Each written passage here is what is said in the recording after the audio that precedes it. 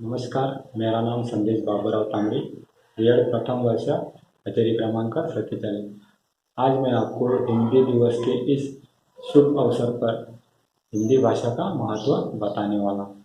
तो चलो शुरू करते हैं हम हिंदी भाषा का महत्व। उससे पहले हम भाषा कैसे बनी यह देखेंगे। तो भाषा धातु से बनी, जिसका अर्थ होता है बोलना या कहना, अर्थात जो बोला जाए या कहा जाए।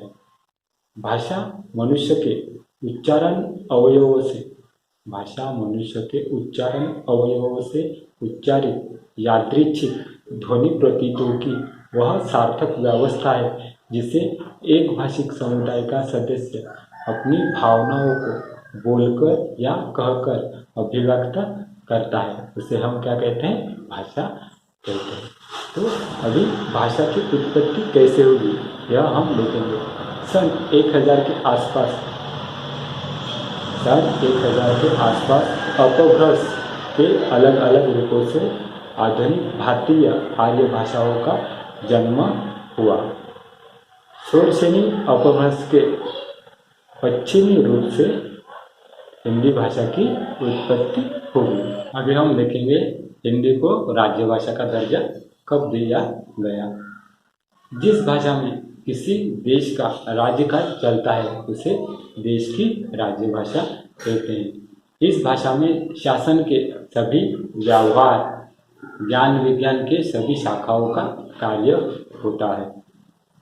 आमतौर पर किसी देश की राष्ट्रभाषा ही उसकी राज्य भाषा होती है, लेकिन इन ऐतिहासिक कारणों के चलते कभी ऐसा भी हो सकता है कि किसी देश का कामकाज विदेशी भाषा में चलता है। हमारे देश में ढेर सारी समृद्ध भाषा होने के बावजूद भी हमारे देश का कामकाज विदेशी भाषा अंग्रेजी में चलता है। हालांकि 14 सितंबर 1949 के संविधान में देवनागरी लिपि में लिखी जाने वाली हिंदी को हमारे देश की राज्य भाषा घोषित किया गया। फिर हम देखेंगे हिंदी को राष्ट्रभाषा कब घोषित किया गया। राष्ट्रभाषा यह अंग्रेजी नेशनल लैंग्वेज का हिंदी प्रतिशब्द है। यह क्या है? अंग्रेजी नेशनल लैंग्वेज का हिंदी प्रतिशब्द हो, जिसका अर्थ होता है किसी राष्ट्र के सभी निवासियों द्वारा बोली जाने वाली भाषा। राष्ट्र की यह अवधारणा पश्चिम से आई है, जहाँ एक ही जाति, एक ही धर्म, एक ही पंथ, एक ही संस्कृति के लोगों के समूह को क्या कहा जाता है? तो राष्ट्र कहा जाता है। किंतु भारत जैसे बहुभाषिक, बहुसांस्कृतिक, बहुधार्मिक देश में राष्ट्र की यह अवधारणा सार्थक नहीं हो सकती।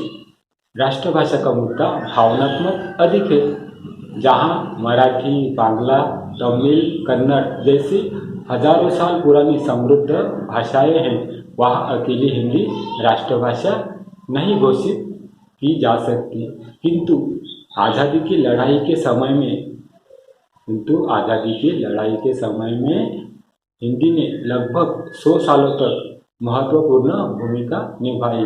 और एक वक्त ऐसा आया कि देश के तमाम विविध भाषा बोलने वाले लोग परस्पर हिंदी के माध्यम से अपनी भावनाएं व्यक्त करने लगे, और तभी से हिंदी राष्ट्रभाषा के पद पर विराजमान हो गई। इस तरह हिंदी का बहुत बड़ा योगदान है, महत्व है। इतना कहकर मैं अपने 2 शब्द समाप्त करता हूँ। जय हिंद, जय भारत।